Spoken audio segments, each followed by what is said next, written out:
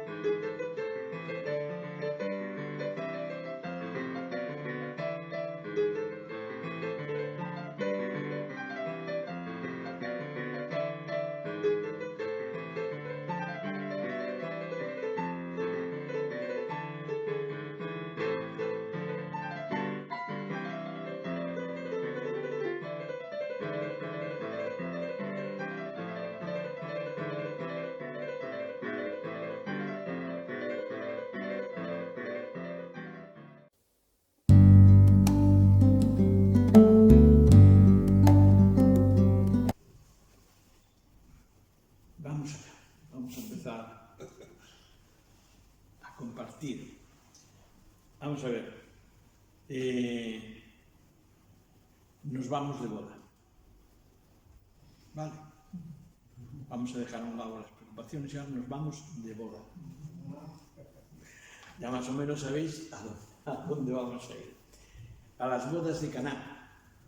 Vamos a, como diría yo, a desmenuzar todo lo que la Biblia nos pone sobre las bodas de Caná.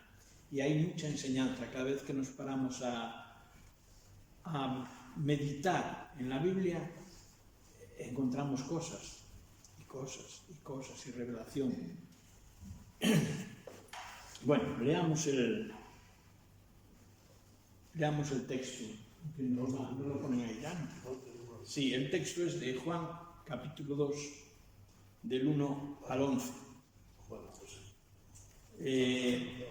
La titulación que nos pone la Biblia es La celebración de unas bodas en Caná de Galilea.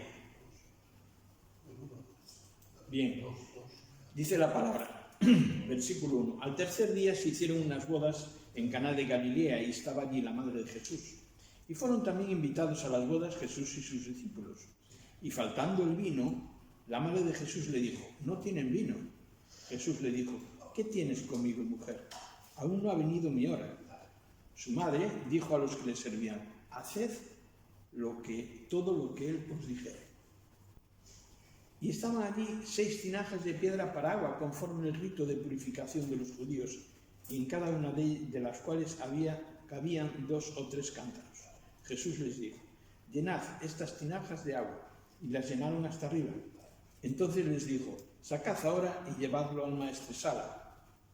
Y se lo llevaron.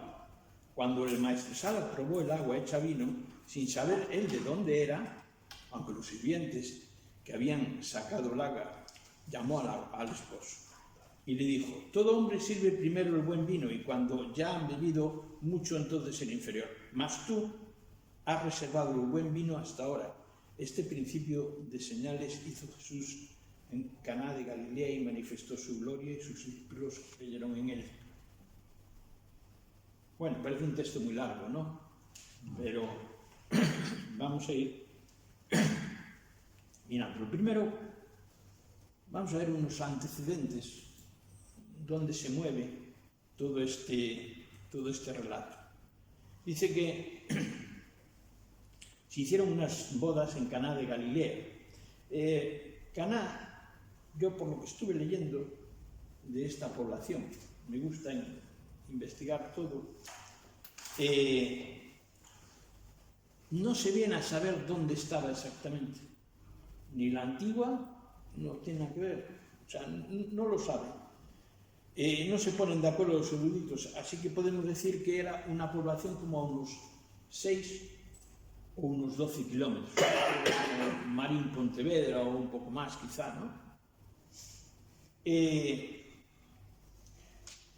Y ya dejando atrás de Caná, de Galilea, en los versículos tenemos de nuevo a Jesús en su tierra. Había pasado tiempo, no sabemos por dónde andaba, pero ahora mismo lo tenemos en su tierra, al lado de Nazaret, cerca. Y no sé si es que yo a veces pienso, ¿no? Le doy vueltas. Se da como que las bodas eran de unos familiares de la madre de Jesús. Y a él también deben de conocerlo porque lo invitaron a él también y a sus discípulos. Veréis, en cuanto a lo de las bodas, estas bodas no eran como las nuestras. No sé si oísteis hablar de estas bodas de aquel tiempo, ¿no? Las bodas eran concertadas por los padres de los matrimonios. Las concertaban y entonces, llegado el tiempo, iban a la sinagoga, entregaban sus prendas, sus cosas, se les bendecía y luego cada uno se iba para su casa.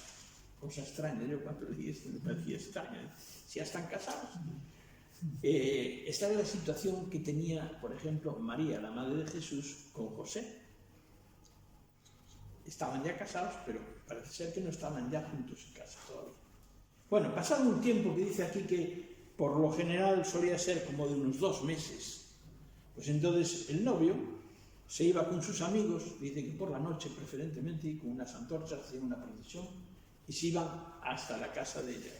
Allí los bendecían, y entonces el novio cogía a la novia y se iba para casa.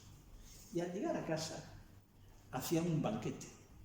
Dice que de varios días. Dice que incluso había yo llegado a leer que de una semana. Pues las familias vienen a ser pudientes, porque para una semana estando atendiendo a la gente. Y esas eran las bodas de aquella, no son como las de ahora. Y el caso es que para esta boda la familia no calculó bien. no les llegaba el vino. Entonces, ahora avancemos un poco en el texto, dejamos ya lo que es ponernos en el lugar, ¿no? Ahora vamos a analizar, como primera cosa, algo que siempre me llamó la atención, la conversación de Jesús con su madre. De esta conversación salen muchas teorías, ¿no? Entre ellas que María es la intercesora, ¿no? Pero no es así, ya veréis. Dice el versículo 3 y el 4, dicen: y faltando el vino, la madre de Jesús le dijo: no tienen vino. Jesús le dijo: ¿qué tienes conmigo, mujer? Aún no ha venido mi hora. Bien, vamos a ver aquí que hay como 3 palabras o frases que es interesante analizarlas. Primero, mujer. Hoy en día ningún hijo va a su madre y dice mujer. No es costumbre hoy en día, ¿verdad? Pero de aquella sí era costumbre. Parece ser que era en la Galilea del siglo I, en la que estamos ahora mismo, era como una manera cortés de decir mamá o madre. Era como decir señora o doña. O sea que fijaros, era una cosa de respeto. No era de menosprecio, como parece que nos suena así de repente. No, mujer. Una cosa así, ¿no? Y seguimos con la conversación. ¿Qué tienes conmigo? Esto me suena, a mí me sonaba peor al principio. De verdad, ¿qué tienes conmigo? O sea, como le está riñendo, ¿no? No, pues no. El griego de esta frase se basa en una expresión semítica que literalmente significa ¿qué a mí y a ti? Y esta frase es como, puede representar incluso, sí, una riña. Hay algún texto, tengo algunos textos y después queréis investigar más, os los doy. Está en Jueces, capítulo 11-12. Yo no los voy a leer, si no nos haríamos muy largos. O también puede significar una petición amable a que no te incluyan en aquel negocio o en aquella cosa, ¿no? Como diciendo, bueno, a ver, yo hice aquí una composición. Si pensáramos con nuestro idioma de ahora mismo, nuestras costumbres de ahora mismo, podríamos haber hecho este texto de esta forma. María, al darse cuenta de que el vino empezaba a escasear, se acercó a su hijo y le dijo: Jesús, hijo, los novios tienen un problema. Se les está acabando el vino. Mamá, le dijo Jesús, no te preocupes. No es nuestro problema. Además, mamá, es que aún no ha llegado mi hora. ¿Veis ahora cómo vemos estos dos versículos? Me atreví a hacer esta composición, ¿no? Y aquí apareció otra frase más. Todavía no ha llegado mi hora. Cristo en este Evangelio mismo hace varias referencias. Hay sobre 5 referencias. Vamos a ver en el capítulo 2, 4, 7, 6, 8, 30 y 8, 20. En el que dice, mi hora no ha llegado. Y hay otras tres veces en el que dice, sí, que su hora ha llegado. Esto está en el capítulo 12, 23, 13, 1 y 17, 1. Ya vuelvo a repetir, si alguien lo quiere después, le doy las citas y lo buscáis. La hora parece que siempre hace una referencia a su propia glorificación, ¿no? A su propia gloria. Pero eso estaba pensado por Dios para después de su muerte. Entonces Cristo es glorificado totalmente. Entonces esto realmente solo Cristo lo sabía. La madre no lo sabía. Claro, la gente que estaba esperando, ¿qué pensaba? Que el Mesías venía glorificado de Dios y luego esa gloria se la transmitía al pueblo y levantaba el pueblo judío, y el pueblo judío iba a ser otra vez lo máximo, como en tiempos de Salomón o en tiempos de David. Pero no era así. Eso lo sabemos nosotros ahora que conocemos la Biblia. Ahora bien, hice permitirme una suposición. María sabía que su hijo era el Mesías. Lo sabía. Y esto está en Lucas. ¿Os acordáis cuando va al templo a presentar a Jesús y viene ahí un profeta y una profetisa y hablan? Ahora mismo de memoria se me van los nombres. Y hablan y dicen lo que Jesús iba a ser. Y también cuando va a ver a su prima Elizabeth, ¿qué pasa? Elizabeth profetiza y también se lo dice. Entonces, María sabía que su hijo iba a ser el Mesías. Yo es que lo supongo. Y posiblemente durante mucho tiempo, por lo menos hasta los 30 años que Jesús empezó su ministerio, ella se lo cayó. Tenía un gran secreto ahí, se lo cayó. Pero sabía que, o pensó que esta oportunidad a lo mejor iba a servir para que se manifestara la gloria de Cristo, ¿no? Como Mesías. Es un suponer. Yo pienso que la respuesta de Cristo diciéndole no es mi hora, pienso que aclaraba todo esto. De hecho, María acató, cayó y solo le dijo a los criados, haced todo lo que os diga. Y no dijo más. ¿Lo entendió María? Quizá no lo entendió. No entendió que la gloria del Mesías, la gloria de Cristo vendría a costa de su muerte. Vendría de Dios la gloria y no tendría lugar en el calendario humano, tendría lugar en el calendario de Dios. Entonces todo esto estaba ya controlado por Dios. ¿María lo entendió? No creo que lo entendiera en aquel momento, pero sabía que había algo. Sabía que Cristo sí sabía lo que tenía que hacer, ¿no? Entonces ella cayó y solo dijo aquello. Bueno, el hecho de que Cristo operó con medios sobrenaturales quiere decir que, bueno, le hizo caso a ella. Lo dejo ahí. Pero entendamos bien estos dos versículos, porque se dicen muchas cosas de ellos. Ahora, bueno, vamos a ver el milagro. Lo que a todos nos gustaría con nuestras enfermedades. Estaban allí 6 tinajas de piedra para agua. Estuve investigando a ver cuánto llevaban estas tinajas, pero andaban más o menos, dice que entre 80 y 120 litros cada una. O sea que aquí como una cantidad media sí habría como 600 litros de vino extra. Y ya se habían tragado todo lo que había y ahora tenían 600 litros más para beber. Con una particularidad. Este vino era excelente. No lo hay en los furanchos. Era excelente. Bien.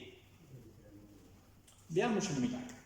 Mientras Jesús estaba posiblemente en otra habitación, los criados manejaron todo, lo llevaron a la antesala y en algún momento determinado se produjo un milagro. No fue un milagro de una manifestación, bueno, aquí, y se puso delante de todos y les dijo, aquí está el vino, lo hago. No fue nada de eso, fue una cosa tranquila, reposada.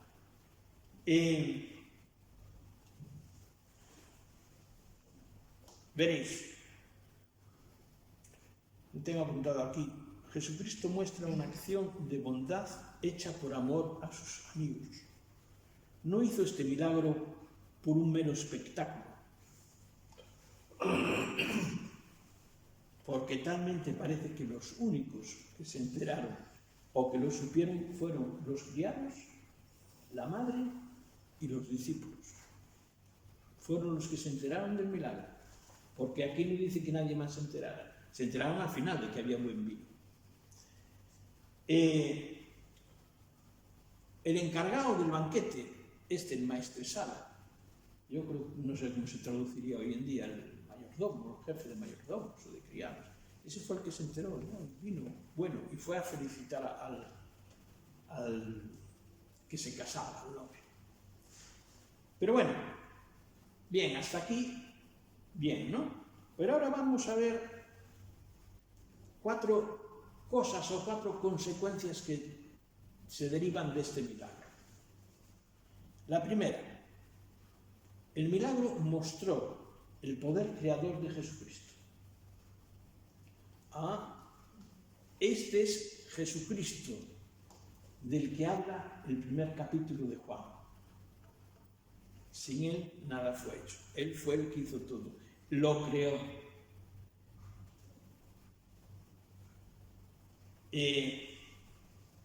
Él hizo este milagro, acordaros, para cubrir la falta de previsión de esta familia y cubrir también su posible deshonor. Y ahí el Verbo mostró su gloria. Hubo elementos en el vino, en el agua, que no existían, ¿verdad? Esto fue un poder de creación, pero impresionante, fijaros. Era como para caer de rodillas, porque era agua, no tenía ningún elemento de vino. No estuvo madurado al sol como uvas, no. Y se convirtió en vino, y un vino excelente. Este es un poder de creación impresionante. Impresionante. Este era el poder de Cristo, el poder del Verbo. Bueno, aquí apunté yo. Este milagro señala a Jesucristo como el Hijo Creador, el mismo Verbo del capítulo 1, versículo 3, sin el cual nada de lo creado había sido hecho. Un milagro de algo sacado. Hoy en día parece que la ciencia hace milagros. No, la ciencia transforma las cosas. La ciencia no es capaz de transformar el agua. Y otras cosas más que hizo Cristo. También este milagro, como segunda cosa que podríamos destacar, le produjo tranquilidad y gozo a los asistentes, y sobre todo a la familia anfitriona, que en ese momento la familia tendría que saber que no les quedaba vino.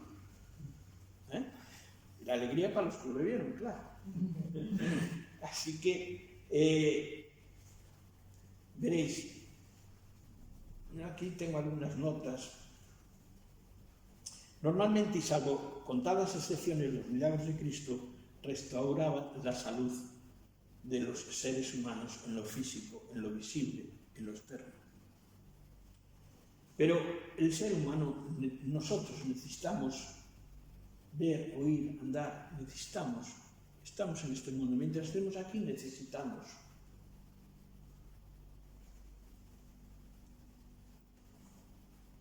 Proveer vino para las mesas en una boda, pues parece poca cosa, ¿verdad? Proveer vino. Yo oí chistes de relatos, meterse en la gente con eso, pero este milagro es impresionante, que es lo que estaba diciendo yo. Es impresionante. Transformo el agua en vino. No, es que es algo, es una creación realmente.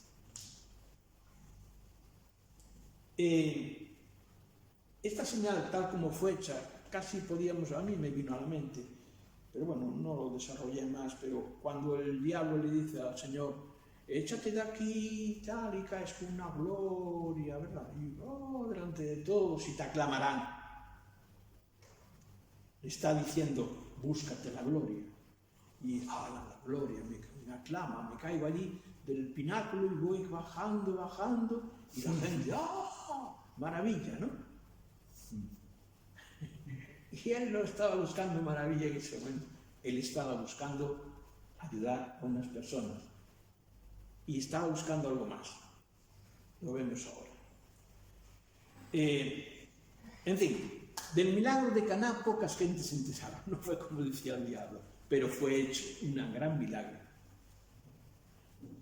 Y algo que a mí, esto es lo que a mí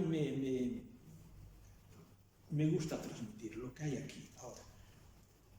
Trajo la bendición de este milagro por medio de la obediencia. Esta es la enseñanza que yo quiero que hoy nos quede, la obediencia. La madre le dijo a los que servían, haced todo lo que él os dijere. Y él fue a los criados que había ahí y les dijo, llenad estas tinajas de agua. ¿Os acordáis de cuántos litros eran? 120, 120 litros, tiene tela. Y ellos llenaron, obedecieron. Y les dijo, una vez llena, mira, ahora llevarlo, coger una jarrita y llevárselo al maestresala. Y ellos se lo llevaron. ¿Veis una obediencia aquí? ¿Qué produjo esa obediencia? Una gran bendición para todos los demás. Fijaros. Entonces, pienso que siempre subyace en nuestro comportamiento la obediencia a Dios. En fin, vamos a ver, tengo aquí unas notas. El poder y la gracia del Verbo, junto con la obediencia de quienes se ponían a su disposición como siervos, sin réplica, sin argumentos y cumplidamente, ninguno de ellos protestó, obedeció. Trajo como consecuencia un vino excelente en manos del maestresala, vino que circuló finalmente por las mesas, como señal de satisfacción y de gozo. La gracia de Dios debe ser aprovechada humildemente por medio de quienes se someten al Señor en obediencia. Bien, y por último, por medio de este milagro los discípulos creyeron en él. Pero fijaros, dice el versículo 11, este principio de señales hizo Jesús en Caná de Galilea y manifestó su gloria y sus discípulos creyeron en él. La Biblia nos dice que fue el primer milagro que hizo Cristo en su ministerio. Y por medio de este milagro manifestó su gloria, ¿a quién? A sus discípulos. Es que este era el fin del milagro. El milagro fue hecho para que sus discípulos creyeran en él. No tanto para bendecir a unos novios que posiblemente fueran familiares de él. No tanto para eso, sino para sus discípulos. Dice que sus discípulos creyeron en él. Impresionante, ¿verdad? Ese era el objetivo principal de este milagro. Así que, bueno, podemos hacer una conclusión ya para finalizar, solo recordando. Así que dijimos, el milagro tenía el propósito de que sus discípulos creyeran en él. Anteriormente se había acabado el capítulo 1, cuando Cristo le dice a Natanael que lo había visto debajo de una hoguera o debajo de un árbol orando y tal. Entonces, Natanael se sorprendió y tal, y los discípulos parece que también. Y él le dijo, esto no es tanta cosa para sorprenderte, vino a decirle, que mira, de ahora en adelante verás los cielos abiertos y los ángeles bajando y sirviendo al Hijo del Hombre. Aquí empezó su demostración a los discípulos de quién era él.